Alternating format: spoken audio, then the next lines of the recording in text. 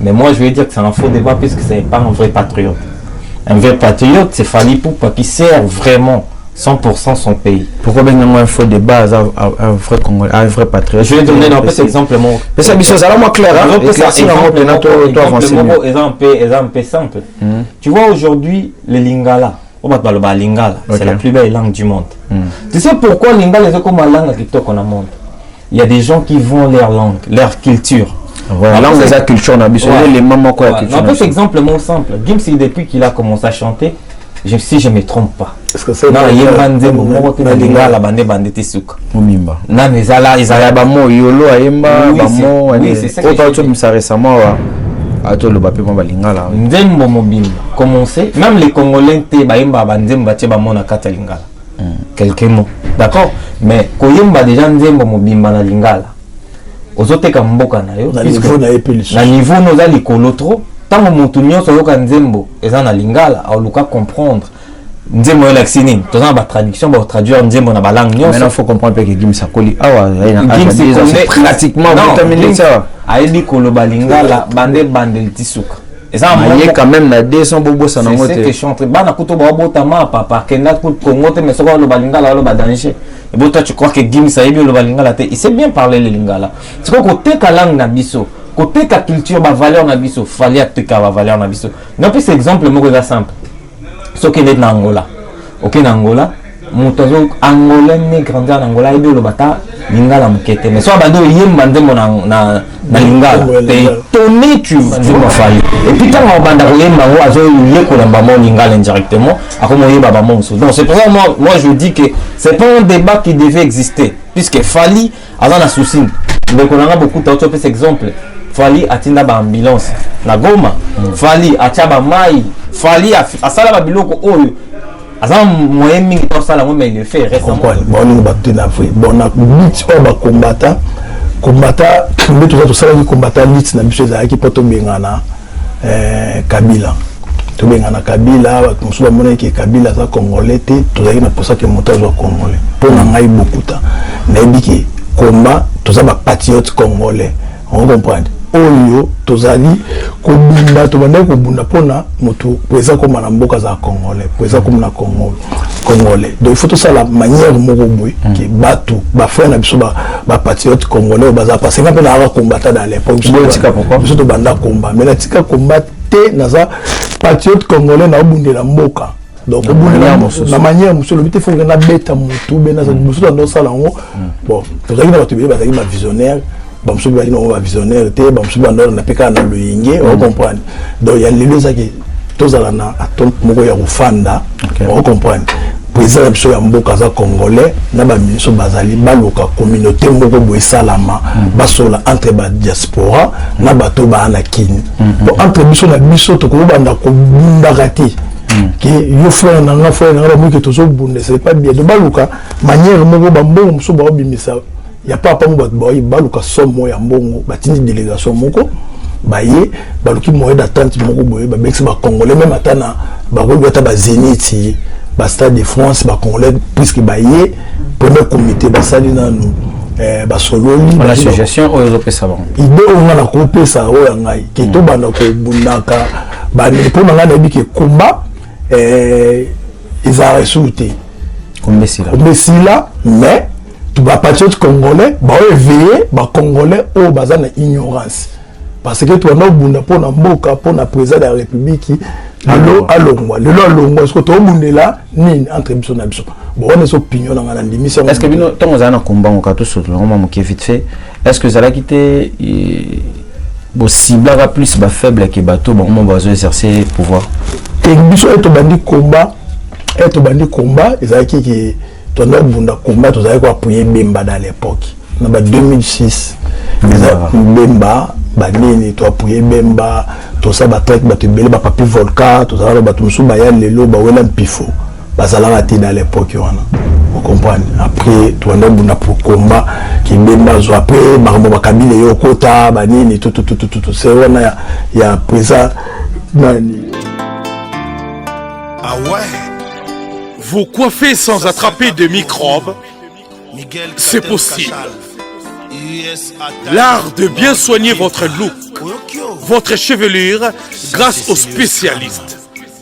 Et ça se passe au salon de coiffure sans microbes. Venez soigner votre look au niveau de la chevelure, au numéro 70 du boulevard Anatole France, à Saint-Denis, métroporte de Paris.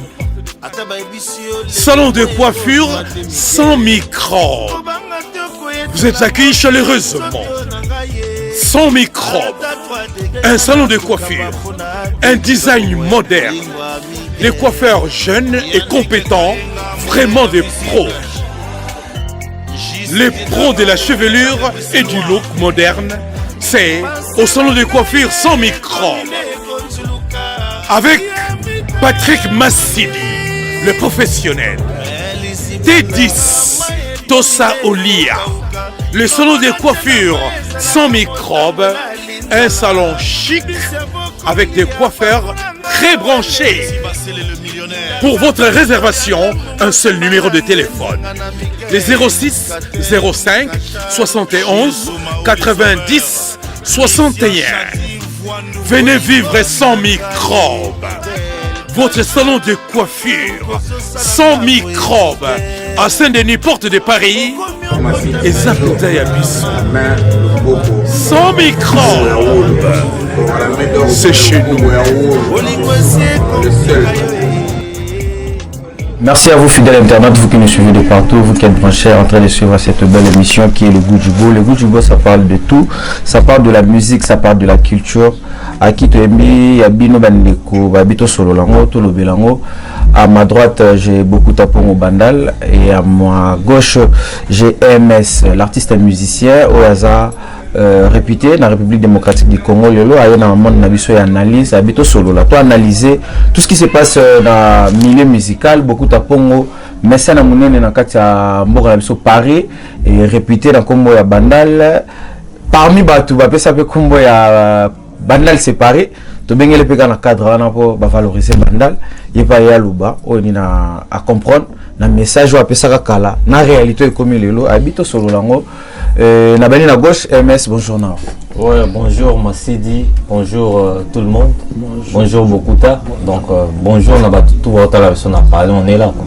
Voilà à ma droite j'ai Bokuta pongo merci na munene na mboka na biso Bokuta bonjour na bonjour mon frère Massidi bonjour Baptiste na biso Congo surtout Baptiste neti bongo boy a kota na tout ma gueule pas musique mais vous allez pas ça mais vous analyser donc les amis bonjour ba civil nous sommes malinganga pe na ba fanatique na ba civil on a civil là ba civil non net la maison civile beaucoup de temps ba civil bazali on comprend maison civile signifie que sur les aranis maison civile là nani beaucoup de temps maison civile na créateur maison civile on comprend après batu o yanga ba misananga na ba Misa Nangai au Baza peut-être na bango ba sénateur Bazali, ba député Bazali, ba civil pe Bazali. Voilà. Donc bato question beaucoup de pour net au le que boîte qui le makambo ou boucher Paris. Pour le la boîte qui le l'autre le la boîte. Voilà donc bato MS to za bongo na ba sujet to lingato le bato signifie ba bota la biso to solo la sujet ya bo sembe Christian pas qui mon journaliste bato le bato ko bete à Paris et événement c'est le roi moi tribalisme côté na kati ba ngala ba lancer message ba faire taire bango bataba nundu ba comme na moi un peu de rancune na bangala déjà na kati ya message wana na kati déjà ngala pesa message mutaba nunda pesa message je trouve d'abord tribalisme côté na fait mo ezaki ya muke et comme na kati ya tribalisme d'abord fait wana moni en comment mais pour moi je condamne tout ce qui est le tribalisme. Moni, quand tu as place moko, tu as mboka moko, tu as slogan oh papa mso mbuta lobaka, papa bo moko, maman bo moko, école bo moko. Donc on est des Congolais. Tu as premièrement Congolais, donc makambo et les kaki. Moi je crois que ça n'a rien à voir avec le tribalisme. Ok. Ouais. Donc pour moi ils ont fait moko boy que oh bisonio s'auto condamné. Oh, il fallait pas ça la mandenge ça la mêlée. Est-ce que ça là qui a une habilité à combattant qui va comme à place va bêta moto journaliste ou à au milieu du village? Donc normalement il est là au moins but à combler sa gestance ou bien à résister quand la catastrophe c'est le con. Non, nangina lobana no. Normalement Christian Bosembeso va s'attaquer comme étant qu'un journaliste. OK, va s'attaquer comme étant qu'un politicien. Mais non, Bosembe ben a combo un journaliste. Oui, mais Bosembe métier na sala que journaliste. Oui, mais Bosembe azali politique quand et azali journaliste. Non, le politique na sens que Bosembe a comme le staff à Maman Denis. On a les boulé. Non, n'engeza vraiment. Non, Bosembe aza na kati ya o benga. C'est que je suis en train de te dire, à part fonctionner o ya okipaka. Mais na kati ya gouvernement il travaille pas officiellement. Mais na staff à Maman Denis, Bosembe fait partie. Mais il y a banité. Ah bon, so on a le makambo il va te bien noter. Président il y a la journaliste et tout, il y a titre mo ndenge mo next na ba ministre na titre mo next ba next muto senior ba titre mo comme na ndeki mi. Ya mona oloba. Omoni tango ba combattant ba yaka ko agresser moto. Façon na bango ya ko agir eza mabe mais balinga va faire passer message. Donc selon eux, moto nyonso oyo aza nommé ou bien aza proche ya gouvernement oyo bango bazon dimate, c'est-à-dire que moto wana aza ennemi à Congo. Pour eux. Mais pourquoi ba dirigeant bango mo ba yaka ba beta bango te ko luka ba civil bongo ko beta. Voilà. Donc bazo bato wana nyonso ba beta neti Bosembe aza victime et il est côté. Vous comprenez? Donc bato oyo baza vraiment il faut approcher bango beta bango. Net ba ministre, ba président, mais ils n'arrivent pas à ça. Pourquoi? Parce que bah, on a possibilité. Tu sais quand un président se déplace, ça veut dire qu'il se déplacer dans la sécurité, dans le ramener ce qui est mis en place, qui est au bilo kokate. Et c'est la même erreur que Bosembe commettre. Au moins c'est ce que je suis en train de dire. Bosembe normalement, au moins il a vie tant que tu as niveau de vie. Il faut toujours rappeler votre disposition. Le fait combattant, qui existe à Ranapoto. Normalement, il devait se prévenir avant comme la poto, il devait avoir une stratégie à cause de la façon dont il a préparé,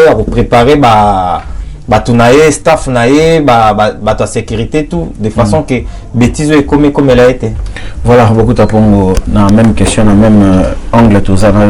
Comment on a d'abord message à Bangala, il pose à moi pongo déjà moi côté ngala Bangala bakomina moi guerre entre Bangala na batabandunu reféana qu'est-ce qu'il y a à voir ya makambo ya Bosembe na tribalisme bon bato na tout pour na ba profiter parce que bazana nani simso za ba congolais mobutu Alexandre biso photo za ignofer la force donc mobuba mungala tozaka eloko moko c'est que bato mususu ba comme tribalisme za ba le kosoni ya mbongo na le koso ya pouvoir donc ba olinga bato te na vrai on comprend ba olinga bato te na vrai bon na but ba combattant mais tout ça qui combattant lit na biso za ki poto bengana Kabila to bengana Kabila mususu ba mona ki Kabila za congolais te tozaki na posa ke montage wa congolais pour na ngai bokuta na ebiki combat toza ba patriote congolais on comprend oyo tozali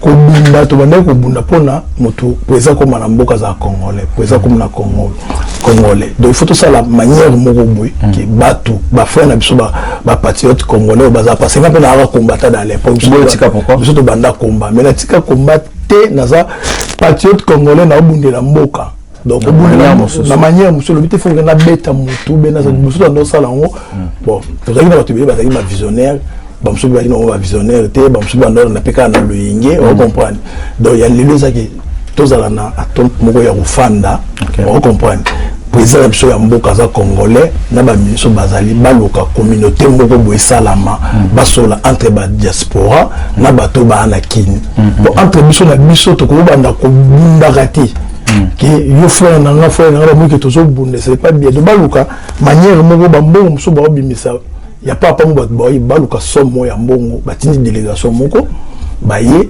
baluki moyen d'attente moko boye ba bex ba congolais même atana ba ko bota ba Zénith ba Stade de France ba congolais puisque baye premier comité ba sali na nous ba sololi la association oyo pesa bango idée on a ko pesa oyo ngai ke to bana ko bundaka ba ni pour nga na bi ke combat ils a resulté comme Bessila mais tu vas patriote congolais ba éveiller ba congolais au bazar na ignorance parce que tu as bunda pour na mboka pour na président de la république alongwa lelo alongwa ce que to bundela nini entre biso na biso bon on est opinion dans la démission est-ce que bino tongo zana kombango ka to soto ngoma moké vite fait est-ce que zala quitté bo ciblera plus ba faible que bateau bon on va exercer pouvoir et biso eto bandi combat ezaki ki tona bunda combat to zaki ko appuyer Bemba dans l'époque na ba 2006 Bemba banini to appuyer Bemba to ça ba traite ba te belé ba papi volcan to ça ba tumsu ba ya lelo ba wela mpifo bazala bati dans l'époque wana on comprend après to anda bunda pour combat ki Bemba zo après makambo bakabile yo kota banini tout c'est wana ya présent nani papa Kabila azalaka dans l'époque wana on comprend ba sala qui fait ba ki na ba solo là maman wa 5 city bon après les lots bango baya na opinion na bango mususu changer pour éduquer makambo changer baya na opinion na bango ki andeni ni rwandais ni tout après tu wanda bunda pona Kabila banya pona ba makambo mususu ba ko neti na mambo politique ngana lingana ngo pena trop to ngato sinela ba nesa ba tala biso on est souvent na décor wana les avons place beaucoup à Salisi boîte na boîte de nuit na ba on est souvent lingaka staff beaucoup ta pongo eza na 209 la 209 rue en descente lié Épinay sur Seine.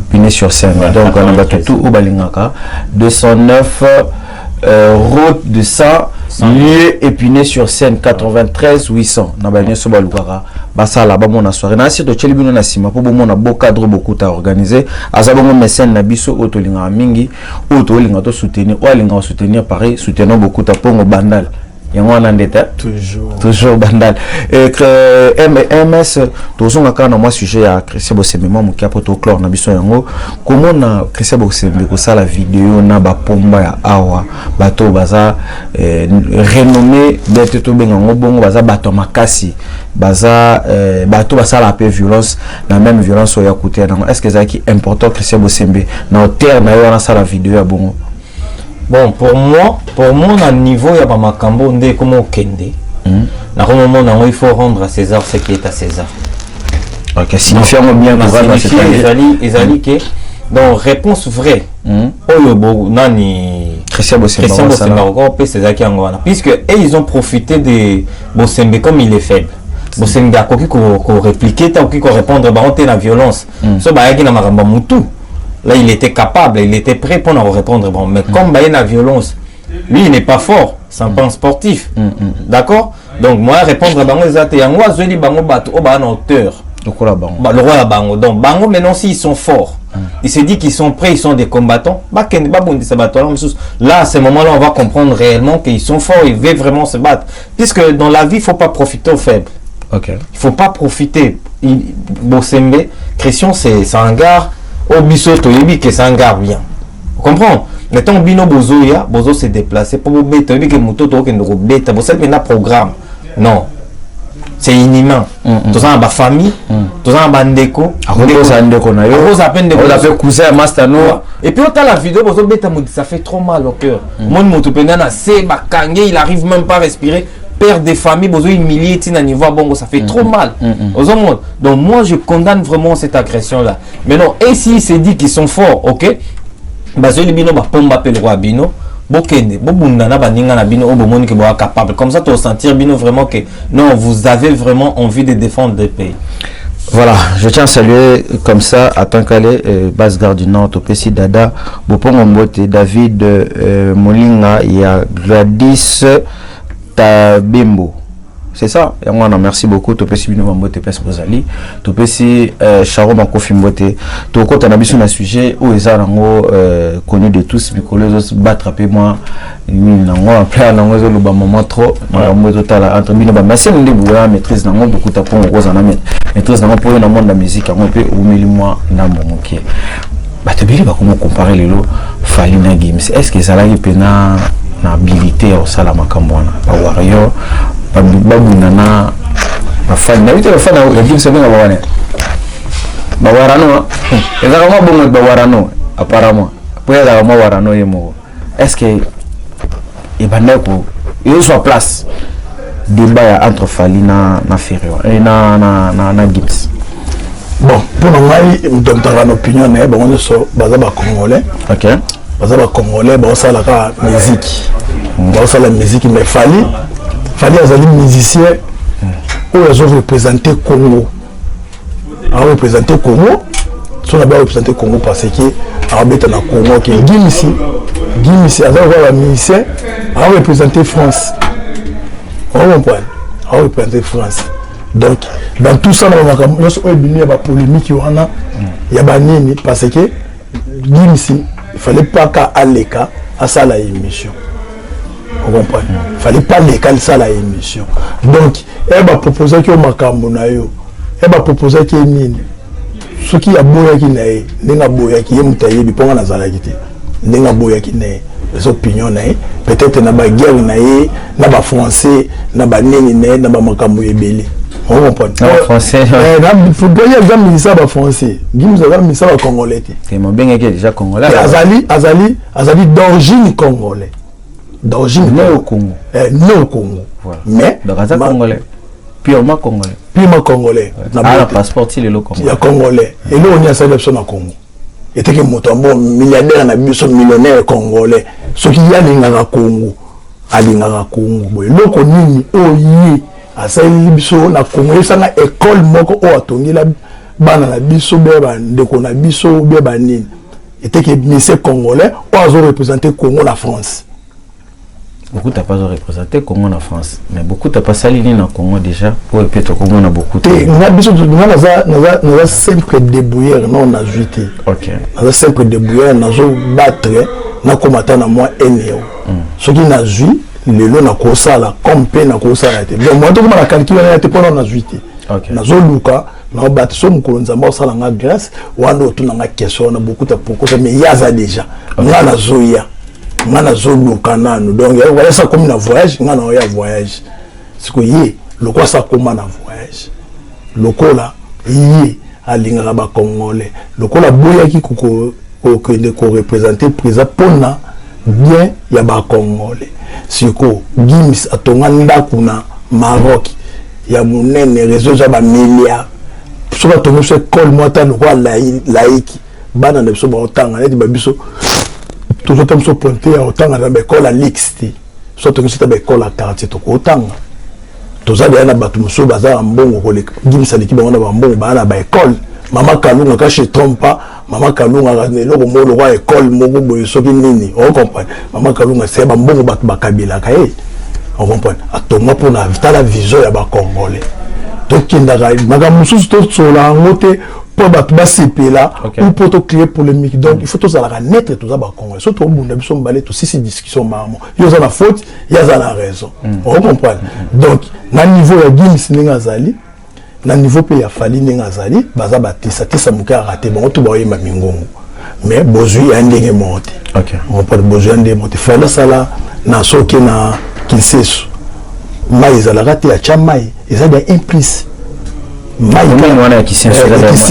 plus déjà il faut vous féliciter la jeune à féliciter mais tu me avais la béni on comprend na béni atinda des ambulances mais Fally tous ça na quartier ils ont ba l'équipe propre ya Fally mususu ba en Afrique ba mususu ba luka ba nzela ba ya on comprend Fally pas que j'ai des mots wana na sala qui on a dépassé na zo tam moi na nord na biso ou bien moi na tata moi na biso moi qui est poto ma sala pour la peuple congolais moboy qui va souffrir te va vivre c'est la vérité parce que alors frère notre frère les quartier moi misalanga on peut tata là biso comme moi soit ça les on na bolingo te mais tinga mona na sai on na poche na nzala mais ngana pesio au ça la problème na moboy c'est que bolingo ezali on comprend donc naza te pour na ko citer ba œuvre ya Fally o asala on comprend naza te pour na ko condamner Gims mais na lobika ki na réalité il y a ba discussion o ezo sala était que ngana naza mécène on comprend et te ki naza congolais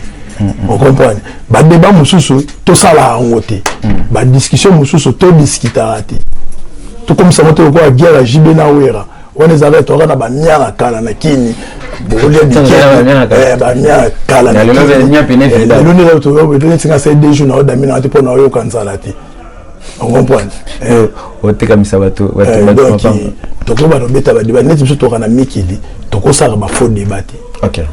Voilà, MS. OK, réaction à beaucoup tapongo yo koloba nini na sujet on ba congolais ba ça là vraiment de débat en débat sur ba Kamba Fally et di bolondo pas otala yo koloba nini là-dessus.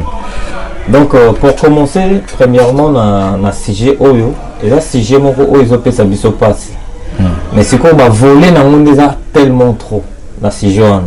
Tant au bandit, premièrement, Gims a bouilli pour répondre à une invitation. Il y a Madame Brigitte, puisque ça Macron t'a invité qui. Moi ça ouais, a répondu à quitter. Mais non, pourquoi Gims a répondu à quitter? Il a ses raisons. Et puis après c'est la raison il y a bouilli pour répondre. L'invitation il y a Macron. Mais après réaction c'est-à-dire que Gims il n'a pas condamné Fally. Gims a lobby la Falité, mais il a parlé à Fally indirectement. D'accord? Pourquoi vous ciblez à Fally? Puisque c'est Fally. Le message aux acquis normal adressé pour un peuple congolais. Pourquoi Bino vous ciblez? Fan, Bino te fan ne va cibler Fally directement. Oui, fan va cibler Fally puisque c'est Fally qui a accepté. Les années tu vas dire, nga ou pèse nga na boy, mais aki na mon andimaki. OK. Il y a le mon côté, mais Bino mo comprend déjà que il a dit indirectement. Mon c'était Fally. OK. Moi pour des comparaisons vraies. On ne fait pas de comparaison. Tout ça avec l'été. On connaît déjà que Gims n'a Fally, n'a pas horizon belé, que Gims il est supérieur. Mais tant que l'on image en Mboka, être un Congolais, puisque Gims y est à réclamer cause à la Congolais. Il y a un effet, et ça dit que comme il est patriote, il y a un boy qui a une invitation, il y a Brigitte Macron. D'accord? Okay. Mais moi je veux dire que c'est un faux débat puisque ce n'est pas un vrai patriote. Un vrai patriote, c'est Fally Ipupa qui sert vraiment 100% son pays. Pourquoi bien un faux débat un vrai Congolais, un vrai patriote? Je vais donner un petit exemple. Mais ça, ça moi clair. Exemple simple. Tu vois aujourd'hui le Lingala. C'est la plus belle langue du monde. Tu sais pourquoi Lingala est comme la langue qui toque dans le monde? Il y a des gens qui vont leur langue, leur culture. La langue de la culture, les mamans quoi. Un petit exemple simple. Gims depuis qu'il a commencé à chanter. Si je ne me trompe pas. Est-ce que c'est non, il y a un bandé la lingala bandé bandé tessuka. Mimba. Non, mais ça là, ils avaient bamo yolo ayemba bamo. Oui, c'est ça. Autant tu me sais récemment à toi le bapé mon lingala. Ndembo mobile. Commencer, même les Congolais te baimba bandemba te bamo na kata lingala. Quelques mots. D'accord? Mais koyemba déjà ndembo mobimba na lingala. Ozoteka mboka na yo. Na niveau na épilation. Na niveau nos a likolo trop. Tant que mon soyoka nzembo eza na lingala aoluka comprendre nzembo ya laxini tozana ba traduction ba traduire nzembo na ba langue nyonso. Maintenant faut comprendre que Gims akoli awa c'est pratiquement 20 minutes ça ayebi koloba lingala bande tisuka eza quand même na 200 bobo ça na ngote c'est que chanter bana kuto ba botama papa kenda pour Congo te mais soko loba lingala loba danger et bon toi tu crois que Gims ayebi loba lingala te il sait bien parler le lingala c'est quoi côté ka langue na biso côté ka culture ba valeur na biso fallait ateka ba valeur na biso non plus exemple moko za simple ce qui est na Angola OK na Angola moutazo angolais ne grandir en Angola et le bata lingala mukete mais soit bando yemba ndemo na lingala t'es étonné tu vois ayemba ndemo Fally et puis quand on banda yemba ngo azo yekola mbamo lingala indirectement akomo yeba ba monso donc c'est pour ça moi je dis que c'est pas un débat qui devait exister puisque Fally avant la souci. Donc on a beaucoup d'autres exemples. Fally atinda ba ambulance na Goma. Fally atiaba mai. Fally a sala ba biloko oyo. Azam moyen mingi to sala mais il le fait récemment to bim sabat na hôpital. Tu vois? Mais Gims ce totali par rapport Gims avant na kawapi, Gims a investi ça wapi. Donc on voit que c'est pas un débat qu'il faut exister. Bah OK ma débat en place en sous. Fally azam na souci mbokani. Fally tanga même Macron na bandal. Les activités pour ça plaisir dans Macron. Les activités pour fou la Macron. Mais les activités opportunité pour les Congolais. On va revendiquer comme na bango. Bah mon que Macron il est là, il est devant et bah ça va revendication na bango. Bah bimisango. Mais c'est les Congolais qui a loupé cette occasion là. OK. Et ça bah donc on a vu sur Congolais na. Donc ça faut que na Fally. Fally même les bango ne mutu bolukaka yeyo. Bozoye muto bino booluka na livrer les binoye bozo koka ko ba Congolais avant Macron ba na ambassade ko sala ba désordre et tout ba pesi message na ambassade que toli Macron te mais message on ba pesi na ambassade ils a transité comme wana après qui après comme na Macron mais bino liebo kende na ba transit ye yo na eli binoye mais non réclamez vos droits puisqu'il y avait tous les caméras du monde là. Tu vois, et il a facilité. En plus, c'est là Macron a posté qu'il y a une page Instagram. Et il a revendiqué, il a ça là que on est vraiment droit na bino bozo revendiquer. Maintenant comme peuple congolais en général, mais comme les Kinois en général sont trop qui dit on comprend. Et ils ont pensé autrement, il fallait au lieu de faire votre revendication au Bozakina. Voilà. Beaucoup de Congolais peuvent bandal séparé.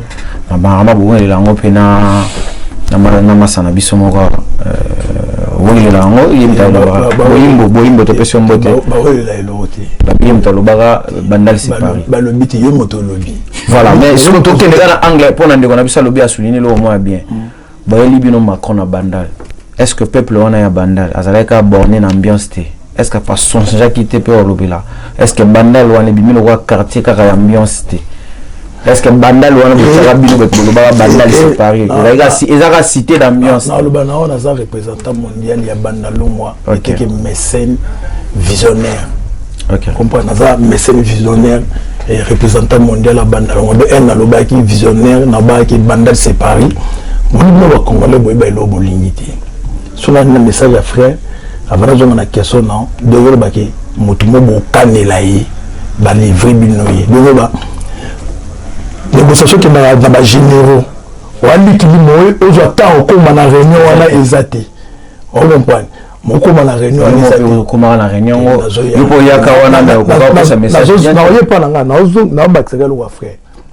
Donc et bah président bah petit peuple nyonso o ezana nzela o ezana capacité à loba mais à la montée ou bien ezana tante ou bien okoma kuna donc nga le fali azaki qui a memeli binoye bo pesa ma message donc na mona moke na zoba na ni OK mo okutana ata même na makoku toke musika okuta ata na gouverneur o pesa un message pour komata kuna bo okutana te donc ba okalos ko ba yeli bino ya na moto mo abimaite pour l'obaki oh mako pour nanga boy mutabima été il faut féliciter ngaki naza visionnaire et on a monaki kasi na question na question qui ba livrer bino fali na question ba livrer bino fala livrer bango mako mais courageux abimi azati mais nga le wana ka visionnaire et rena yakina nzela train ba tunenga question ngai le wana ki visionnaire ba ki bandal séparé. On comprend donc le bail makambo on a là nango na mutema on a dit que malobane ko passer monde entier. On comprend nango na bimisaka siloga wana ya bandal séparé. Mais tout na siloga te ba beaucoup. Tout na siko est-ce que peuple wana te ya bandal? Est-ce que lelo fallait elibino ye monter les sous abimisi bino le roi peuple wana ya bandal les aka peuple rêve. L'ambiance kaka suka kana ambiance. Ambiance moni fallait amemi Macron na bandal biso neto de côté ngo neto so na frère qui fallait to pesa message to ça la boy mais bicho bango ba kendela ki fallait mutayebi fallait même bon des amassa to ke na quartier na kola on comprend au mona peut-être kutani nga même ya bien senti que à l'aise qui a mis un souvenir moko boy on comprend et qui ne peut na carrière na ya musique na CV na et qui ne peut na lokumu ya mboka na ninge ndala lobela mambo ya bandali quartier botama ou ça la carrière na tout ça est bien et le but est que ninge fallait azaki amemaki président na bandali ka bana bandali bazaki bandali za nango ka na Congo toko ko tchake base ko marate bandalungwa po bandalungwa eza pays te eza ka zone ko ba zone César donc na kati wana fala memaki bana lemba bazaki wana bana matete bazalaki bana toko zo kam pifo wana te lokwa ki na bandali ba congolais bazaki na baba bandali te to zaki mélanger ba congolais donc ba congolais et belé ba changer la langage ba congolais belé baza ba visionnaire te on comprend baza ba visionnaire te pour na ngai président de la République ayaki na bandal honoré bandal les a Paris ni na lobarango et comme si rêve na yo déjà donc rêve na ngai et commis déjà donc mais la sinomaka yango minute na comme ça ngo République de Bandalungwa au changement de forme donc na comme ça ngo bandal lelo boyeba ki bandal comme République de Bandalungwa Voilà, message à beaucoup de pongs et passe et l'équipe. Voilà, tout bas la biso tout nous signalé aux anasima chez beaucoup de azam mécène moko ya biso. Tout nous sur la pima kamonga wa mécène mais tant les ça biso moi défaut muké to ko yala ngoma prochainement beaucoup de pongs je crois bien on tout solo là moi c'est quoi tout solo tout de côté moi 2 minutes c'est pas moi 2 minutes vite fait musicien à biso MS Bosolo la ndenge poto lobela ka mama ka ba mécène collaboration na bino za ndenge ni na ba mécène est-ce que bosolo la ka bosala ka ba master en amont et en aval beaucoup ma famille ou bien bobanda ngo ndenge ni za ka ni bino boyaka verbe artiste et verbe mécène tout ba mécène de bayaka verbe bino tout le monde to yebaka na moi départ ben nakilelo Nakilelo, tout le monde qui partout. Nakilelo est comment un peu difficile. Pendant quoi il y a une question oui, Nakilelo est comment un peu difficile puisque Nakilelo est comme un peu beaucoup plus cotérie. Ok. Cotérie, c'est-à-dire que pour mettre beaucoup de ça en mécène, c'est un bon, c'est un grand ici en France. Ce qui est à Solananga, on comprend. Ok.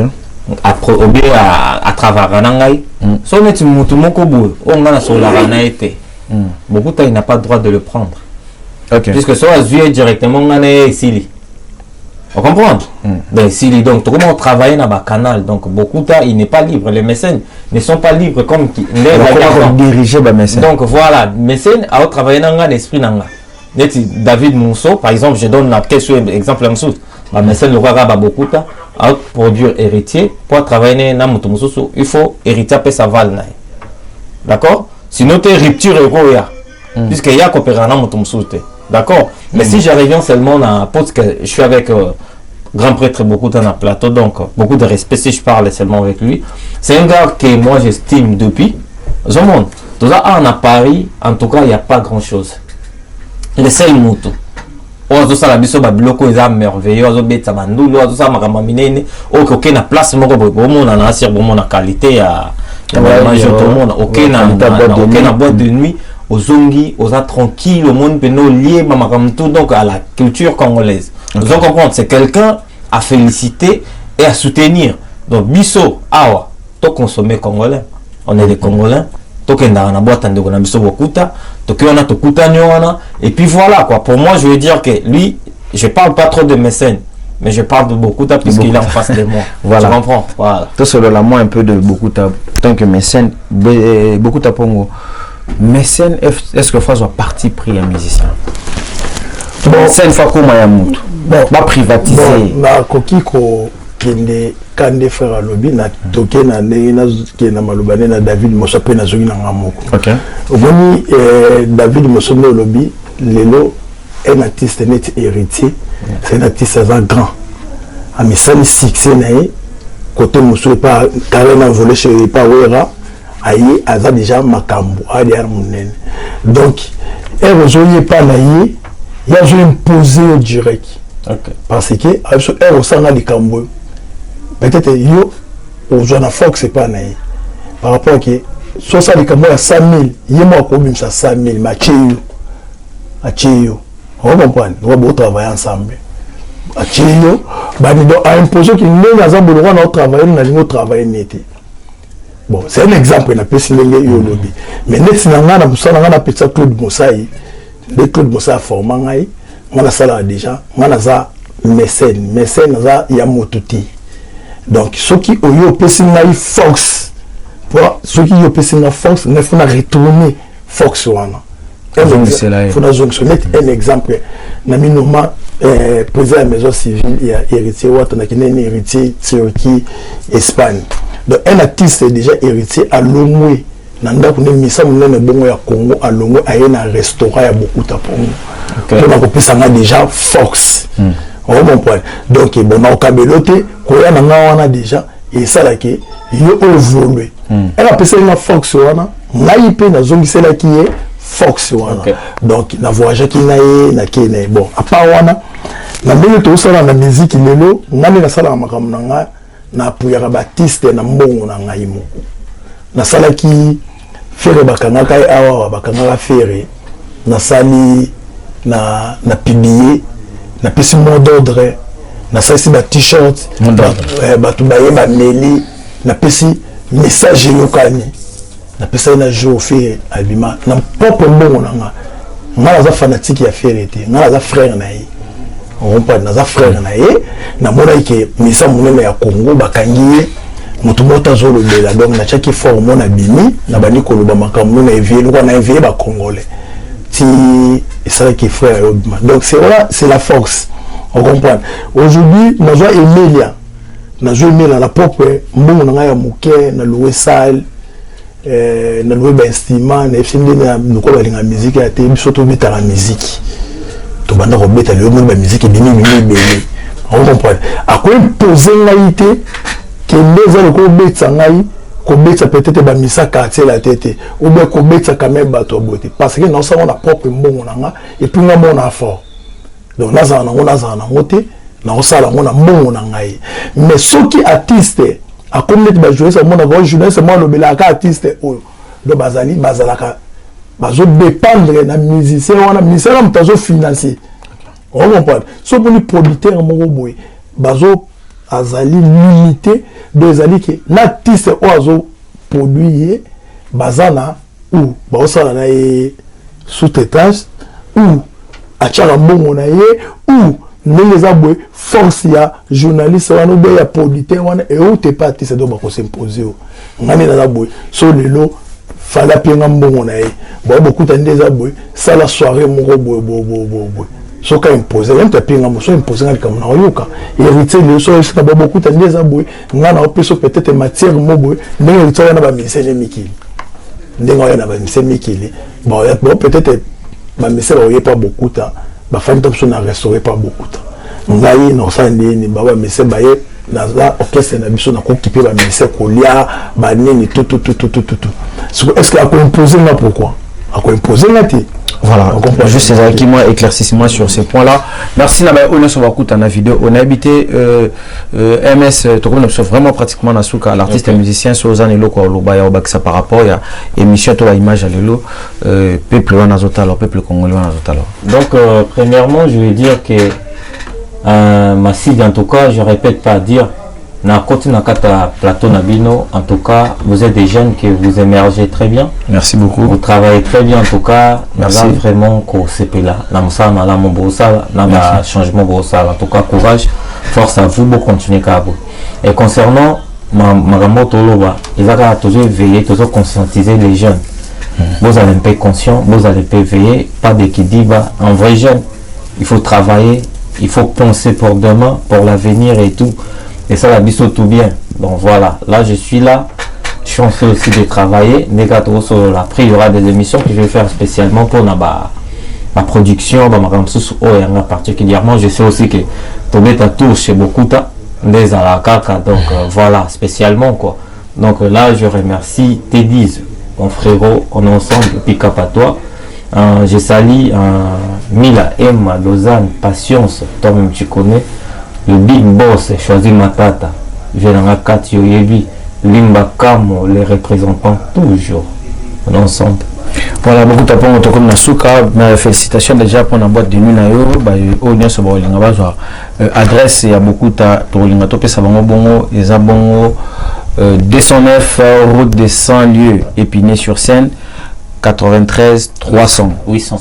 93 800 désolé excusez-moi 93 800 donc tout balinga beaucoup tapo moto kutana bon mais ouvert du lundi à le 767 donc voilà 7 à partir à 15h tout balinga ko réservé babi chichamo ezakuna donc zo mélanger to kota paradis le binatongo donc tout balinga beaucoup tapo ngobo kende bo soutenir beaucoup tapo ngo balinga ka culture na biso kende sous pour wana pesa sous moi lo moko auxiliaire mo na kata culture na biso pour to beta congolais to lia congolais kati wana culture na biso ndeza na kati beaucoup tapo ngo message à souka pona ba o balangi bana kili bana poto c'est une parole du pouvoir. Dieu beaucoup Taïdi Paris c'est la force. Non mais ça va battre qui il faut que soutenir ba mécène courage net biso tout ça la projet on a l'art mais 1 euro au comme dans na souci ma qui ba congolais ba CP là yango moni nazara hermo na ki awa na zongi awa na kedo na se battre toujours donc force nanga ils pas ba congolais faut soutenir donc tous les binemi nanga nyonso à partir d'aujourd'hui na limbisi bango naza na problème mais très ndé surtout vous mettez un ennemi qui est traité malamu kuna fa na ngane ennemi babi nemi yango moteka na limbisi mais ba traite kutu ndebo zo kutu confiance pas beketo kutu wala to so tout ça na restaurant loge bar qui le loge chez beaucoup tapongo toujours en marche donc awa souvent ça la conférence des princes musique anniversaire réservé na numéro ils ont le kawana banini tout ils ont na gare épinay vitanese wana kaka entre na île de Saint-Denis na soke tout doit adresse tout ils ont balobi Edi Bolondo les puisque manager Edi Bolondo mon frère donc petit na Christelle Brancho ya ba Brancho donc il va petit na wana batika ngate Linda Coccinelle la beauté qui dérange tous les beautés donc na patron de patron à Bedmaya. Ouais. Depuis Luanda donc depuis Luanda Bedmaya babosa de na Luanda donc journée malamu et puis la bosanité Mandela Weston Jacques Chikia point d'interrogation donc les annonces on ça baba fait chéri ningi to solaka masana ngai manganza simple subir manganza voilà dans ce n'est là ba tout bala ba Holanda biso pour les bon en direct de na TikTok mais tout ça peut bon en direct na les réseaux sociaux na pesi mbote bon na pasteur Roche Charlie Mabiala la pesi mbote partout passe aux alliés pasteur à lumière to pesi mbote pasteur Charlie to pesi bon mbote na Matiti la plus belle to pesi Maïté to pesi mbote na ba tout balinga biso Eric Bita na ni soso Prince du trône presse beaucoup ta Robert Zelenga presse beaucoup to c'est la voilà ça à micro comme na 4 postes comme na 4 postes donc il nazana aza liso mokonzi prince du trône assistant mokonzi mona mokonzi assistant mokonzi voilà merci Tom Yenga fils du bourgeois sito wana donc bali fanto donc so ba fandi pemena na bokuta eto linga boule kindoki donc restaurant qui lelo ne makambu donc les aboués à partir de 18h surtout vidéo ka émission donc il y a ko fungula donc to za to fungula dia 15h 6h lundi mardi mercredi jeudi mais samedi les gens d'événements du cercle où Bukana azana anniversaire DJ principal na biso DJ Armand et DJ Bobo on comprend voilà. Donc il m'a invité Ken m'a invité DJ la soirée DJ quoi donc soirée DJ principal na biso ya kilelo anniversaire na yi le ko za boîte ya sala kuna a fêter kuna a invité ce ko ba DJ professionnel DJ Ken DJ Miel de Paris a invité DJ Bobo déjà à Zarawana na DJ Nani Regen donc tu célébrer anniversaire wana anniversaire il va na partir 18h voilà il y a DJ après tout mandi boîte et donc boîte donc il va tout c'est ça gratuit ba Paris salama na ba chete boîte mo gratuit le awa to foot c'est le côté voilà merci na Nyoso Balandi biso merci na Edi Bolondo merci na Tedis na réalisation merci na Eric Bita to pession bote place aux ali na ba tout balinga biso Alain Salambi l'esprit tout bois ka to 0 Rémi Voma to pession bote théâtre Richard Salambi les gens Garcelo ko wana tilelo matro merci na bino ce qui émission SPC bino bo rester toujours branché na ba chaîne na bino respectif bye bye.